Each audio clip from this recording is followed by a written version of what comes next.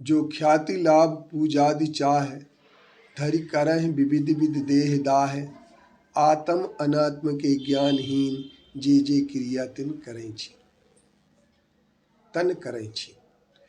ये जो हर आदमी के सामने एक भूत सवार होता, आर्तरोध ध्यान का सबसे बड़ा कारण है जो ख्याति लाभ, मेरा नाम हो जाए और मेरी ही पूजा हो। इस विषय पर हम सब लोगों को बहुत विचार करना पड़ेगा, क्योंकि साधु बनने के बाद भी सब कुछ आदमी छोड़ सकता है, लेकिन एक सबसे बड़ी चीज वो होती है कि नाम की चाहत या पूजा की चाहत। काम पर कम दृष्टि, नाम पर ज़्यादा दृष्टि होती है। वहाँ पर ये सबसे बड़ी विडंबना खड़ी हो जाती है, और यह विडंबना इस रूप में हो जाती है कि हर जगह व्यक्ति अपना नाम चाहने लगता है। अब हमें एक देखना है कि नाम किसका रहा है। जिस नाम की चाहत में व्यक्ति सब कुछ, अपना सिद्धांत, अपना तप, अपना ज्ञान, सब कुछ निर्मूल्य करने को तैयार हो जाता है, वह नाम किसी का भी नहीं रहा है। इसका सबसे बड़ा उदाहरण यह है कि जिन अकलंक देव आचार्य ने महान महान ग्रंथों की रचना की, आज किसी से हम पूछें कि बताइए अकलंक देव आचार्य का वो कहाँ हुए, कैसे हुए, तो आज की पीढ़ी उनको उतना नहीं बता पाएगी। जो भारत देश के प्रधानमंत्री रहे हैं जवाहरलाल नेहरू, आज उनका नाम भी बहुत कम लोग कभी प्रसंग पर ले लेते हैं। ऐसे कई स्वतंत्रता संग्राम सेनानी हैं जिन्होंने बलिदान दिया, शहीद हुए, उनके भी नाम आज कहीं हमें दिखाई नहीं देते हैं।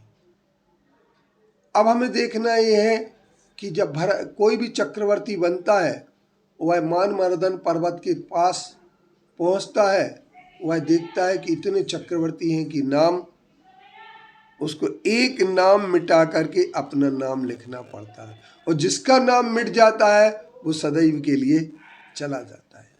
तात्पर्य ये है कि नाम किसी का इतना नहीं रहा है।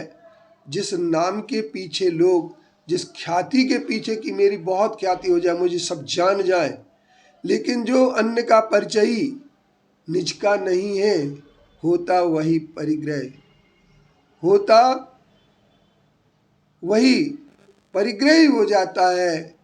क्यों? क्योंकि उसके अंदर सब कुछ, सब मेरे लिए जान ले, इस बात की बहुत ज़्यादा चिंता होती है। तो इस बात की चिंता के कारण से सब मुझे जान ले, मैं ये विचार करता हूँ, मैं ये चिंतन करता हूँ कि सब जान तो लेंगे, लेकिन जानना कोई ज़्यादा महत्व का नहीं है। पद प्रतिष्ठा के लिए हर आदमी अपना छल कपट और युद्ध तक पद प्रतिष्ठा के लिए हो जाते हैं, लेकिन ये पद प्रतिष्ठा कितनी रहती है मैं नहीं कह सकता हूँ। आज हम देखते हैं हर साधु के अंदर एक भावना रहती, मैं आचार्य बन जाऊँ। मगर मैं ये कहता हूँ कि जब हम दक्षिण भारत में जाते हैं तो भोजन बनाने वाले को भी आचार्य कहते हैं।